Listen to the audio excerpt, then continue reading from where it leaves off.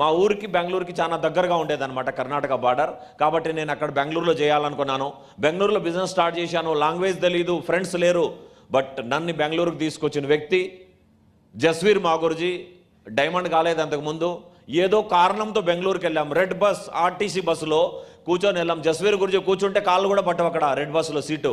జస్వీర్ గురించి పాపం మధ్యలో సీట్ ఇచ్చి ఇట్లా సైడ్లో కాలు పెట్టుకోమన్నాను. సైడ్లో కూర్చున్నాడు, తీసుకొచ్చాం. చూశాడు జస్వీర్ గురించి, ఒక హోప్ ఇచ్చాడనమాట. ఈ సిటీ చాలా పెద్దది, ఇక్కడ బిజినెస్ బ్రహ్మాండంగా జరుగుతుంది, నువ్వు కూర్చో చాలని చెప్పాడు. నేను అది కూడా నిజంగానే అనుకున్నాను. ఎస్, నా అప్లైన్ చెప్తున్నాడంటే నేను ఏ రోజు ఎవరిని తేలిగ్గా తీసుకోలేదు.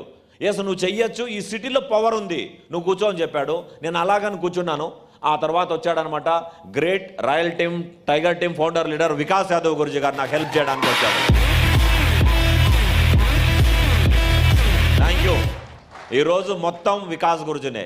ఒక్క వికాస్ గురుజీ లేకుండా ఉంటే ఈరోజు నేను లైఫ్లో ఈ విధంగా ఉండేవాడిని కాదు. సేఫ్ షాప్ దొరికింటే కూడా ఉండేవాడిని కాదు. సేఫ్ షాప్ దొరకడం పెద్ద గొప్పతనం కాదనమాట. సేఫ్ షాప్ దొరికిన తర్వాత మీకు గైడ్ చేసేవాళ్ళు ఎలాగున్నారు, కోచ్ చేసి మిమ్మల్ని ముందుకు తీసుకెళ్లే వాళ్ళు ఎలాగున్నారు. 3 నెలలు 4 నెలలు కంటిన్యూగా వచ్చి బెంగళూరులో స్టే చేసేవాడు. ప్రతి విషయం నేర్పించాడు. ఎలాగ చేయాలి, ఏం చేయాలి, లీస్ట్ తీయడం దగ్గర నుంచి ఇన్విటేషన్ ఎలాగ చేయాలి, ప్లాన్ ఎలాగ చెప్పాలి, ఫాలో అప్ ఎలాగ చేయాలి. లాంగ్వేజ్ తెలీదు, అయినా కూడా లాంగ్వేజ్ నాకు రాదు, సౌత్ ఇండియన్ లాంగ్వేజ్ అనే ఫీలింగ్ లేకుండా ప్రతి విషయం నేర్పించాడు. టోపాస్ చేపించాడు, బయట వచ్చిన వెంటనే ఎమరల్డ్ చేపించాడు, రూబీ చేపించాడు, డైమండ్ చేపించాడు. ఈరోజు వికాస్ గురు దగ్గర ఏ అచీవ్మెంట్స్ ఉన్నాయో ప్రతి అచీవ్మెంట్ నాకు ఇప్పించాడు. ఈరోజు తల్లిదండ్రుల తర్వాత ఎలాగైతే ప్రతి ఒక్కరు కోరుకుంటారో, నా లైఫ్లో గ్రేట్ మెంటర్, నా లైఫ్ కోచ్ ఎవరన్నా ఉండారంటే అది ఓన్లీ వన్ వికాస్ మాగుర్జీ మాత్రమే.